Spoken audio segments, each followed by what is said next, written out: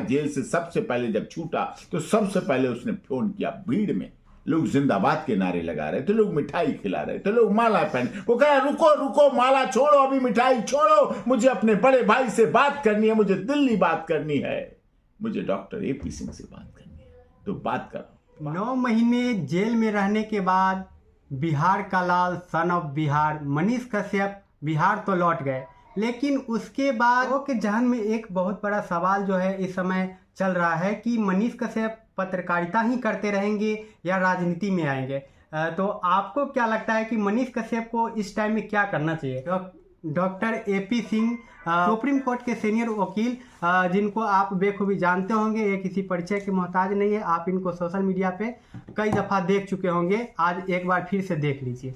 जी, बहुत बहुत स्वागत है समाचार हैबिट चैनल। बहुत बहुत।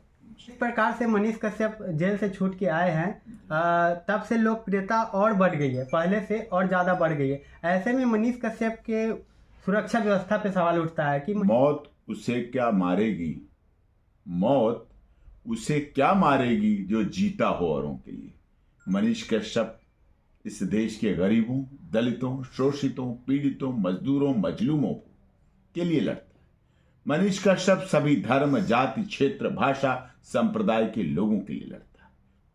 मनीष हिंदी भाषी, प्रवासी, चाहे झारखंड के हों, चाहे छत्तीसगढ़ के हों, चाहे उत्तर प्रदेश के हों, चाहे बिहार के हों, उन मजदूरों, उन मेहनतकश, जो कहते ना हम मेहनतकश मजदूरों के हम अपना हिस्सा मांगेंगे, एक खेत नहीं, एक बाग नहीं, हम सारी दुनिया मांगेंगे। तो मनीष कश्यप के साथ जो दुआएं हैं, जो प्यार है, जो मित्रवत है, जो सहयोग है, जो साथ है, वो अपार है और उसकी तुलना किसी से नहीं की जा सकती। लेकिन सुरक्षा रखना, लॉ एंड ऑर्डर मेंटेन करना प्रदेश का काम है, बिहार का काम है। और निश्चित तौर पर मनीष कश्यप ने इस देश के लोगों के लिए, बिहार के लोगों के लिए द सन ऑफ बिहार बन के जो कार्य किए और उसकी लड़ाई हम लोगों ने लड़ी और उसमें सफलता पाई। रासुका हटा, नशे हटी, आज बाहर हुआ। मैं पहले कहता था, आप लोग सुनते थे कि जेल का ताला टूटेगा और मनीष कश्यप छूटेगा, और मैंने कहा था आज जेल का ताला खुला है और मनीष भाई छूटे हैं और बाहर हैं। सत्य परेशान हो सकता है, पराजित नहीं हो सकता, पराजय नहीं मिली। इसी साल में केस शुरू हुआ, इसी साल के शुरुआत में झूठ का पुलंदा तैयार हुआ, राजनीतिक साजिश, राजनीतिक बदले की भावना से सारा कुछ किया गया और इसी साल में से पहले मनीष कश्यप आप लोगों के बीच है, हर उस व्यक्ति के बीच है जिसने इस मनीष कश्यप की लड़ाई में साथ दिया, सहयोग दिया, अडिग खड़ा रहा, अडिग बना रहा। मैंने भी इतने महीनों में जो भी प्लेटफॉर्म मिला, जो भी मंच मिला, जहां भी व्यवस्था मिली, हमने मनीष कश्यप की आवाज को उठाया और आवाज को उठाने का यह प्रभाव हुआ कि उन्हें न्याय मिला है। लोगों के जहन में एक बहुत बड़ा सवाल जो है इस समय चल रहा है कि मनीष कश्यप पत्रकारिता ही करते रहेंगे या राजनीति में आएंगे। तो आपको क्या लगता है कि मनीष कश्यप को इस टाइम में क्या करना चाहिए? क्योंकि मनीष कश्यप का एक ही लक्ष्य है कि बिहार बदलना चाहिए। बिहार के लोग बहुत परेशान हैं, दुखी है, गरीबी है बिहार में, यानी समस्या का है तो बहुत सारा है। तो मनीष कश्यप सिर्फ बदलता हुआ बिहार देखना चाहते हैं, तो वो पत्रकारिता से भी बदल सकते हैं, राजनीति में जाएंगे फिर भी बदल सकते हैं, लेकिन उनको कहाँ पे होना चाहिए? दोनों रास्ते एक ही तरफ जाते हैं। दोनों रास्ते सत्ता को जागृत करते हैं, सत्ता में विश्वास के साथ जागरूकता पैदा करते हैं। दोनों रास्ते जनमत के रास्ते के द्वारा जाते हैं, जनता के द्वारा, जनता के लिए, जनता की चुनी हुई सरकार। इसे लोकतंत्र कहते हैं और ये लोकतंत्र का एक मजबूत स्तंभ मीडिया भी है।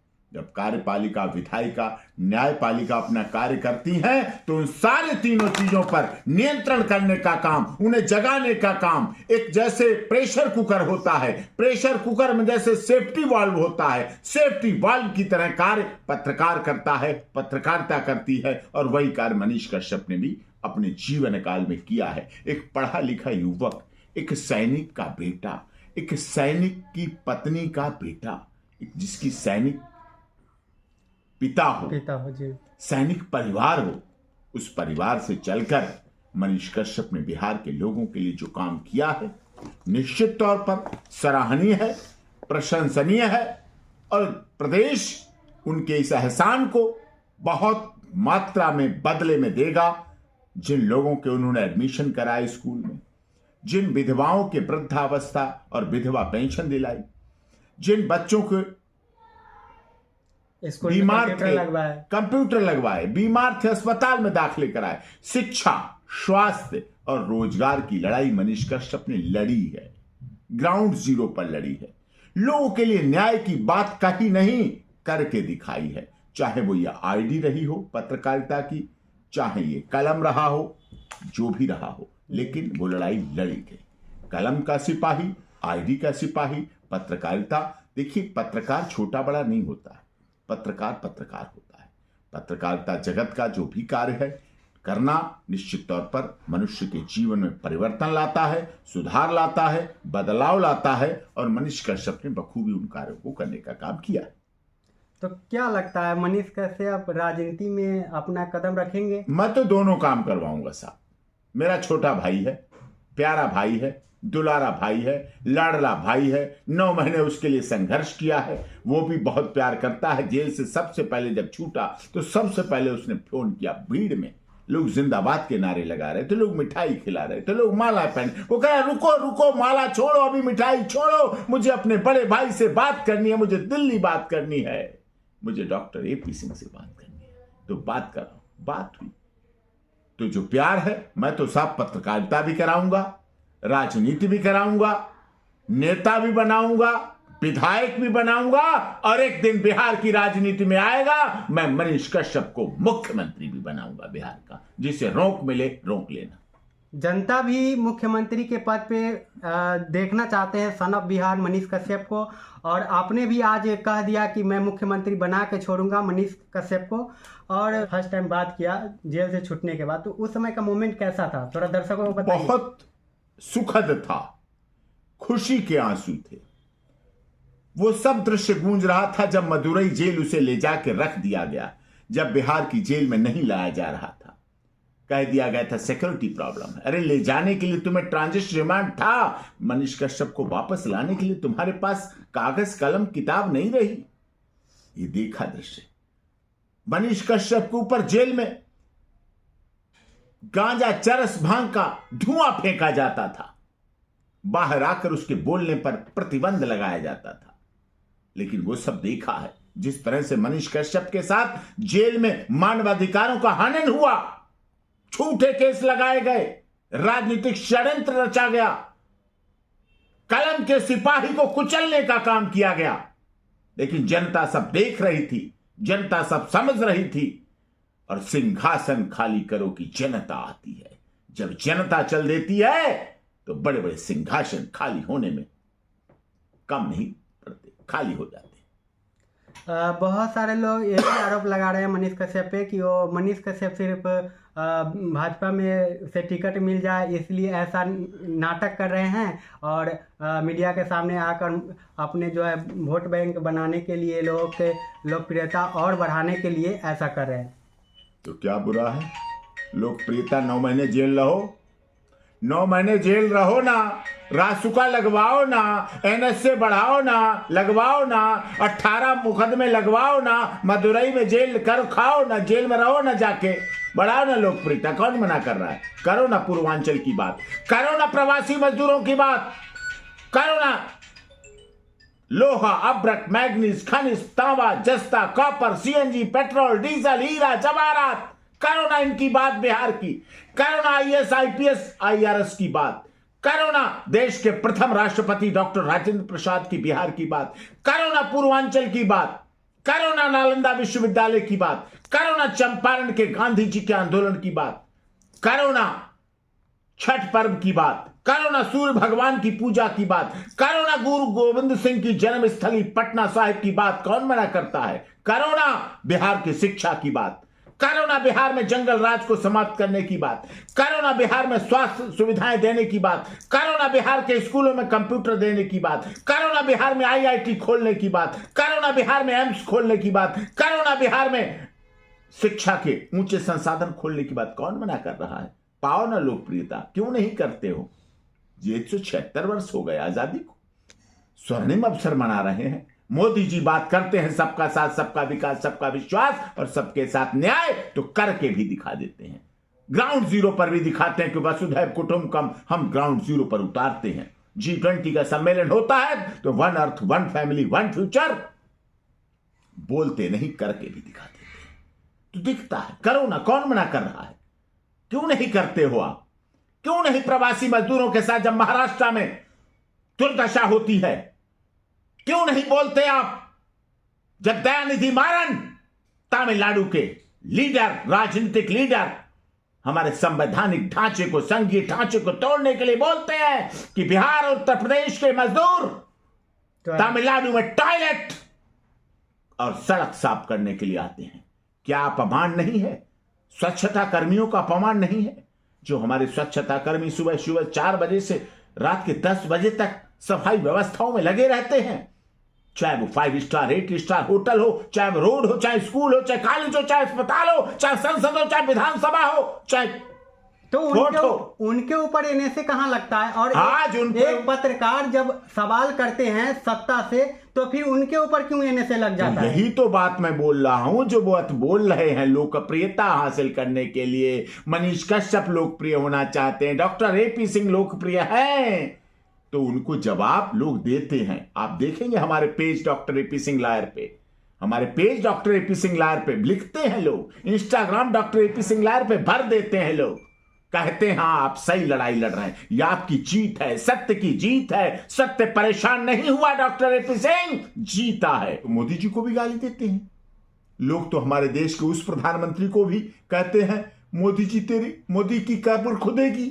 आज नहीं तो कल खुदेगी। सोचिए, पहले मोदी का धर्म बदलेंगे, फिर कब्र में ले जाएंगे, हत्या करेंगे, फिर कब्र में ले जाएंगे, और आज नहीं कर पाए तो कल करेंगे। वो मोदी जी जो हर घर जल कल योजना पहुंचा रहे हैं, घर घर जल योजना पहुंचा रहे हैं, पानी हैंडपंप पहुंचा रहे हैं, और उस हैंडपंप को बिहार में मनीष कश्यप के घर से जप्ती कुर्की के समय उस हैंडपंप को भी उखाड़ा गया था। अच्छा काम करना छोड़ा थोड़ी जाता है। एक संत थे, सब नदी के किनारे बैठे थे, एक बिच्छू डूब रहा था, संत देख रहे थे, उनके साथ उनका सेवक शिष्य भी बैठा था। संत ने कहा बिच्छू डूब रहा है, इसे निकालना चाहिए। शिष्य बोला महाराज जी बिच्छू डंक मारेगा। महाराज जी ने हाथ डाला, बिच्छू को बाहर निकालने के लिए प्रयास किया, बाहर नहीं निकला, बिच्छू ने डंक मारा। महाराज जी छटपटा गए, महाराज जी ने हाथ पीछे खींच लिया, फिर छटपटा रहा था, महाराज जी भी छटपटाने लगे, बिच्छू भी छटपटा रहा था। महाराज जी ने फिर हाथ डाला और फिर निकालने का प्रयास किया, बिच्छू ने फिर डंक मारा।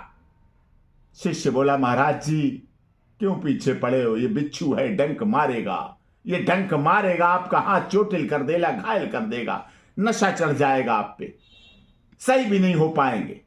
महाराज जी ने कहा बिच्छू का काम है डंक मारना, बिच्छू की प्रकृति है डंक मारना, मेरी प्रकृति है, मैं संत हूं, महात्मा हूं, मेरी प्रकृति है इसके जीवन को बचा देना। और आखिरी बार फिर महाराज जी ने हाथ डाला और बिच्छू को निकाल के बाहर रेत पे फेंक दिया, उसकी जान बच गई, डंक उसने फिर भी मारा। क्या कर? एक आखिरी सवाल था, जब मनीष कश्यप की रिहाई का खबर छपी तो उसके साथ एक लाइन था, कंडीशन पे छोड़ा गया, शर्तों के ऊपर रिहा किया गया। शर्त का मतलब समझ में नहीं आया। नहीं, शर्त का मतलब होता है कुछ भी गैर कानूनी चीज नहीं करेंगे, बेल के आदेशों का पालन करेंगे, ये तो होता है। शर्त क्या इसमें तो है।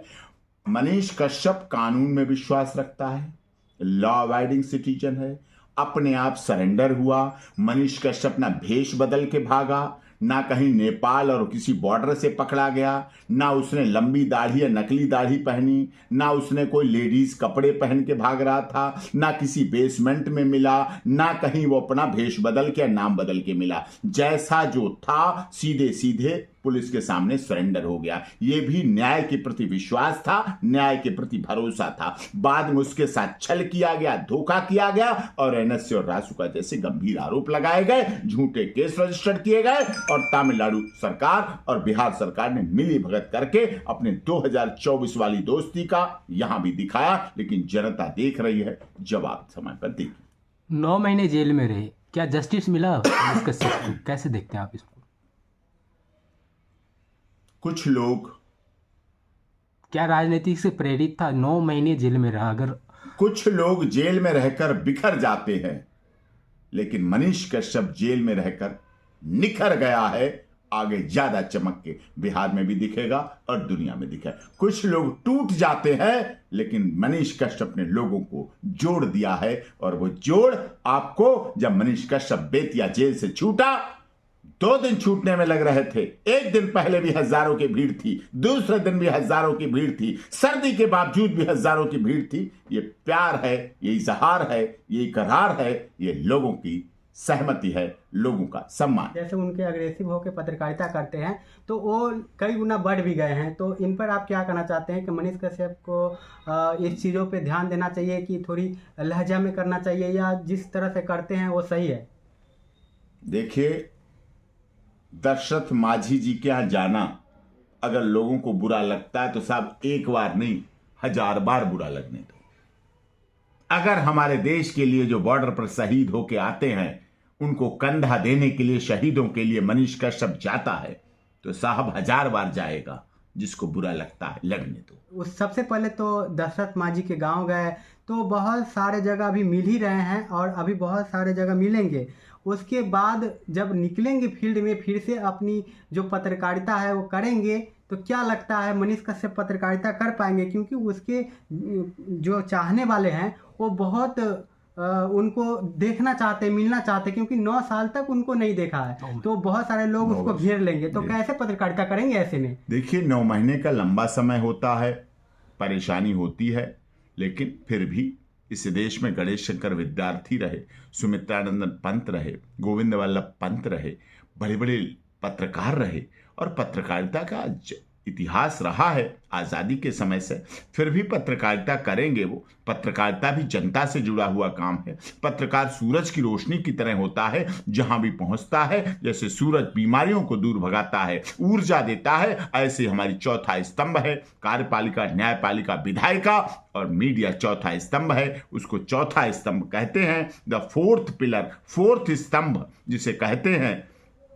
आपके चैनल के अनुसार द 4th स्तंभ 14 स्तंभ है। और समाचार हाईवे भी यही कहता है कि समाचार की गति रुकनी नहीं चाहिए, समाचार सत्यता कभी भी झुकनी नहीं चाहिए, और सत्य के लिए पत्रकारों को लिए लड़ना चाहिए। हमने जिस समय कोरोना काल कोविड-19 चल रहा था, तो बहुत शिकायतें आई कि शासन प्रशासन के लोग पत्रकारों पर झूठे मुकदमे दर्ज कर रहे हैं, क्योंकि पत्रकार सच्चाई दिखा रहे थे। वो चीज सामने आई, लेकिन हमने वो लड़ाई लड़ी। माननीय सर्वोच्च न्यायालय ने हमारी याचिका पर स्टैंडिंग ऑर्डर पास किया देश के सभी डायरेक्टर जनरल ऑफ पुलिस को कि कोविड-19 कोरोना के समय जितने भी पत्रकारों पर केस लगाए गए हैं, वो सारे केस खत्म किए जाएं, और वो सारे केस खत्म हुए। तो अभी हमारे पास सुप्रीम कोर्ट के सीनियर वकील FP सिंह थे, जिन्होंने अपनी बात रखी मनीष कश्यप के ऊपर। और आपको ये वीडियो कैसा लगा, मनीष कश्यप को आपको कैसे लगते हैं, कमेंट में ज़रूर बताइएगा। अगर आप मनीष कश्यप को सपोर्ट करते हैं, वो भी आप मुझे बताएं कि मनीष कश्यप को सपोर्ट करते हैं। बाकी वीडियो कैसा लगा कमेंट में ज़रूर बताइए। चैनल पर नए हैं तो चैनल को सब्सक्राइब कर लीजिए और बेल आइकन दबा के नोटिफिकेशन बेल को ऑन कर लीजिए, ताकि सबसे पहले अपडेट आप तक पहुँचाते रहे। मिलते हैं किसी नेक्स्ट वीडियो में, तब तक के लिए इतना ही। जय हिंद, जय भारत।